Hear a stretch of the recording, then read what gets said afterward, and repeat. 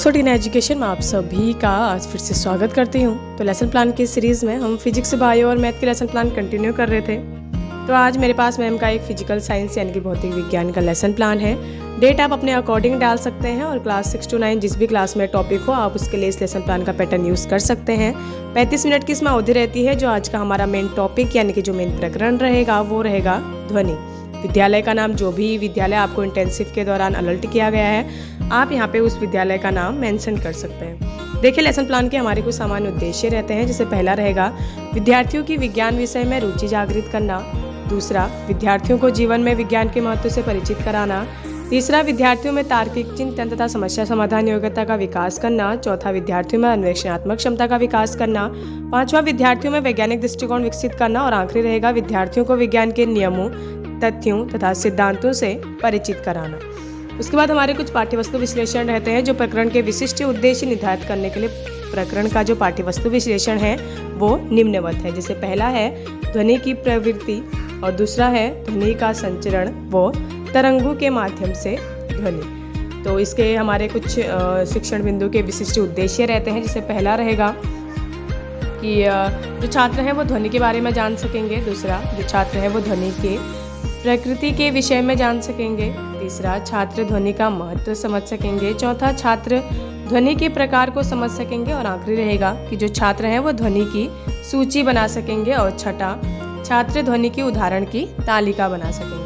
सहायक सामग्री हमारे विभिन्न रहेगी, जैसे चौक, डस्टर, श्यामपट्ट, ध्वनि से संबंधित चार्ट या फिर मॉडल। शिक्षण विधि प्रविधि में व्याख्यान, प्रश्नोत्तर, प्रदर्शन और स्वाध्याय विधि का उपयोग करेंगे। पूर्व ज्ञान पे आप लिख सकते हैं कि जो विद्यार्थी हैं वो ध्वनि के विषय में सामान्य जानकारी रखते हैं, वह ध्वनि के उदाहरण से भी परिचित है। यहाँ पे जो है हमारा पहला पेज समाप्त होगा। उसके बाद हम बढ़ेंगे अपने दूसरे पेज की तरफ, जिसमें हमारा प्रस्तावना कौशल रहेगा। पहला शिक्षण बिंदु रहेगा, दूसरा उद्देश्य, तीसरा छात्र अध्यापिका क्रियाएं, चौथा छात्र क्रियाएं, पांचवा विधि प्रविधि और छठा श्यामपट्ट सारांश। शिक्षण विधि में हम पूर्व ज्ञान पर आधारित प्रश्न पूछेंगे, जिसका उद्देश्य रहेगा विद्यार्थियों को प्रत्यास्मरण कराते हुए प्रश्न पूछना। प्रत्यास्मरण कराते हुए छात्र अध्यापिका पहला प्रश्न पूछेगी कि सड़कों पर चलने वाले कुछ वाहनों के नाम बताओ। तो जो छात्र हैं वो उत्तर देंगे कि सड़कों पर चलने वाले कुछ वाहनों के नाम, जैसे कार, साइकिल, बस, स्कूटर आदि। दूसरा प्रश्न पूछा जाएगा, इन गाड़ियों से निकलने वाले तेज आवाज को क्या कहते हैं। तो इन गाड़ियों से निकलने वाले तेज आवाज को शोर कहते हैं। शोर कैसे उत्पन्न होता है? शोर कंपन द्वारा उत्पन्न होता है। कंपनों में आने वाले शोर को जो आपके कानों में सुनाई देता है उसे क्या कहते हैं? तो जो छात्र हैं वो बताएंगे। उत्पन्न होने वाले शोर को ध्वनि कहते हैं। और आखिरी में उसके बाद समस्यात्मक प्रश्न पूछते हुए छात्र अध्यापिका आखिरी प्रश्न पूछेगी कि ध्वनि से आप क्या समझते हैं। तो यह विद्यार्थियों के लिए एक समस्यात्मक प्रश्न रहेगा। उसके बाद छात्र अध्यापिका का उद्देश्य कथन रहेगा कि आज हम ध्वनि के विषय में विस्तार पूर्वक अध्ययन करेंगे। विधि प्रविधि में आप यहाँ पे प्रश्न पूछ रहे हैं तो प्रश्नोत्तर प्रविधि का उपयोग करेंगे। उसके बाद हम बढ़ेंगे अपने पहले शिक्षण बिंदु की तरफ, जो हमारा रहेगा ध्वनि की परिभाषा, जिसका उद्देश्य रहेगा विद्यार्थियों को मुंह से निकलने वाली आवाज व ध्वनि सुनाकर प्रत्यास्मरण कराना। विकासात्मक प्रश्न पूछते हुए छात्र अध्यापिका अपने मुंह से बोलकर ध्वनि को पूछेगी। आप देख सकते हैं सहायक सामग्री के तौर पर यहाँ पे एक व्यक्ति जो है वो मुंह से ध्वनि निकालते हुए, हेल्प की एक ध्वनि निकालते हुए बोल रहा है। उसको दिखाते हुए छात्र अध्यापिका पहला प्रश्न पूछेगी कि हम ध्वनि को किस अंग द्वारा सुनते हैं। तो ये जो छात्र हैं वो उत्तर देंगे कि हम कानों से सुनते हैं। दूसरा प्रश्न पूछा जाएगा, ध्वनि कैसे उत्पन्न होती है। तो ध्वनि कंपन द्वारा उत्पन्न होती है। तीसरा प्रश्न पूछा जाएगा कि ध्वनि को परिभाषित कीजिए। तो यह विद्यार्थियों के लिए समस्यात्मक या फिर अस्पष्ट उत्तर रहेगा।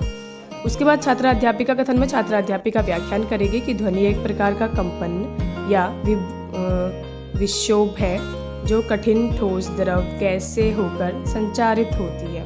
मुख्यतः उन कंपन को ही ध्वनि कहते हैं जो मानव के कान से सुनाई पड़ती है। ध्वनि भी प्रकाश, विद्युत की भांति एक प्रकार की ऊर्जा है। यह हमेशा किसी न किसी वस्तु के कंपन द्वारा उत्पन्न होती है और इसकी इकाई यानी कि जो यूनिट है वो डेसिमल होती है।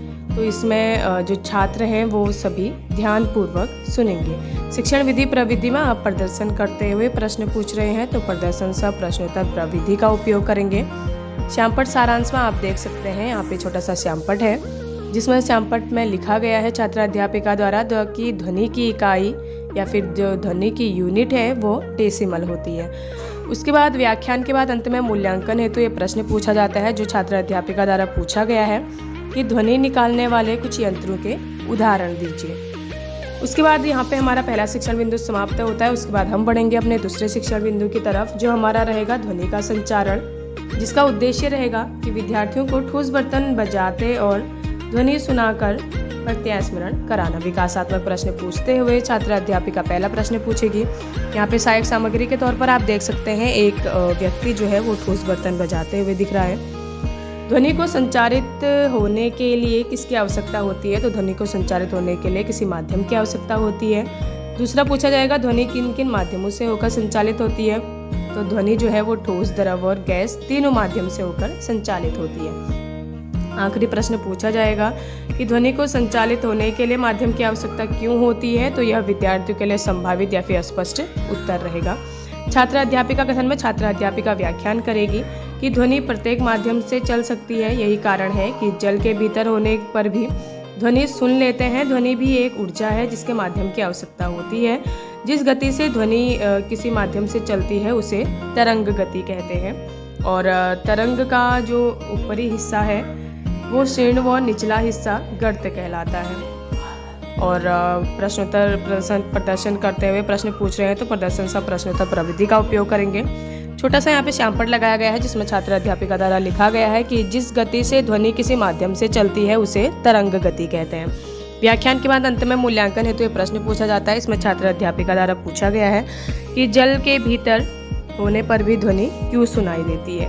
और यहाँ पे हमारा जो है वो दूसरा शिक्षण बिंदु समाप्त होगा। उसके बाद हम बढ़ेंगे अपने आखिरी शिक्षण बिंदु की तरफ जो रहेगा तरंगों के प्रकार, जिसका उद्देश्य रहेगा विद्यार्थियों को प्रत्यय स्मरण कराना। छात्र अध्यापिका विकासात्मक प्रश्न पूछते हुए पहला प्रश्न पूछेगी कि तरंग किसे कहते हैं। तो जो छात्र है वो उत्तर देंगे कि तरंग एक प्रकार की लहर है जो कंपन को व्यक्त करती है। आप देख सकते हैं अनुप्रस्थ तरंग और अनुदैर्ध्य तरंग जो है वो छात्र अध्यापिका द्वारा सहायक सामग्री के तौर पर यहाँ पे दिखाया गया है। दूसरा प्रश्न पूछा जाएगा कि तरंग कितने प्रकार का होता है। तो तरंग 2 प्रकार का होता है। दोनों प्रकारों के तरंगों के नाम बताओ।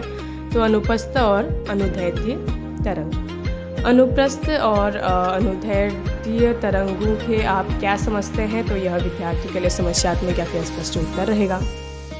उसके बाद छात्र अध्यापिका कथन में छात्र अध्यापिका व्याख्यान करेगी कि कणों के कंपन की दिशा के अनुसार तरंगें 2 प्रकार की होती है। पहली होती है अनुप्रस्थ तरंग, जिस तरंगों के संचालित होने पर माध्यम के कण तरंगों के चलने की दिशा के लंबवत कंपन करते हैं, उसे अनुप्रस्थ तरंग कहते हैं। दूसरा है अनुदैर्ध्य तरंग, यदि माध्यम के कण तरंग संचरण की दिशा में अपने मध्य स्थित पर आगे पीछे जो है वो दोलन करते हैं तो उत्पन्न तरंग को अनुदैर्ध्य तरंग कहते हैं। इसमें जो छात्र हैं वो विद्यार्थी सभी ध्यानपूर्वक सुनेंगे और आप यहाँ पे प्रदर्शन सह प्रश्नोत्तर प्रविधि का उपयोग करेंगे और व्याख्यान करने में यहाँ पे व्याख्यान विधि का उपयोग करेंगे।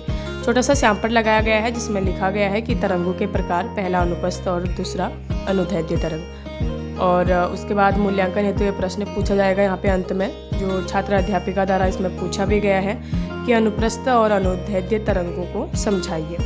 उसके बाद यहाँ पे हम बढ़ेंगे अपने आखिरी पेज की तरफ जो हमारा रहेगा श्यामपट कार्य और निरीक्षण का, जिसमें छात्र अध्यापिका विद्यार्थियों को श्यामपट सारांश अपनी एक कक्षा कार्य पुस्तिका में लेखन को कहेगी और कक्षा में घूम कर कक्षा का निरीक्षण करेगी और विद्यार्थियों को व्यक्तिगत सहायता आवश्यकता पड़ने पर प्रदान करेगी। इसमें कुछ पुनरावृत्ति प्रश्न पूछे जाते हैं। पुनरावृत्ति प्रश्न जो है वो प्रत्येक शिक्षण बिंदु से लेने चाहिए तथा ये जो प्रश्न होते हैं वो वस्तुनिष्ठ प्रकार के प्रश्न होते हैं। इसमें पहला प्रश्न पूछा गया है कि ध्वनि क्या होती है। दूसरा पूछा गया है ध्वनि की इकाई क्या है। तीसरा पूछा गया है अनुप्रस्थ तरंग का एक उदाहरण बताइए। चौथा अनुदैर्ध्य तरंग का एक उदाहरण बताइए। और आखिरी पूछा गया है अनुप्रस्थ तरंग से उत्पन्न होती है या फिर अनुप्रस्थ तरंग किससे उत्पन्न होती है। गृह कार्य यानी कि स्वाध्याय कार्य दिया जाता है बच्चों को घर से, जिसमें पहला प्रश्न दिया गया है कि ध्वनि क्या है, उदाहरण देकर समझाइए। दूसरा दिया गया है ध्वनि किस माध्यमों से होकर गुजरती है। तीसरा दिया गया है अनुप्रस्थ तरंगें क्या होती है। तो यहाँ पे जो है हमारा लेसन प्लान समाप्त होता है। Thank you. वीडियो अच्छी लगे तो वीडियो को लाइक, कमेंट एंड चैनल को सब्सक्राइब कर सपोर्ट कीजिएगा। Thank you.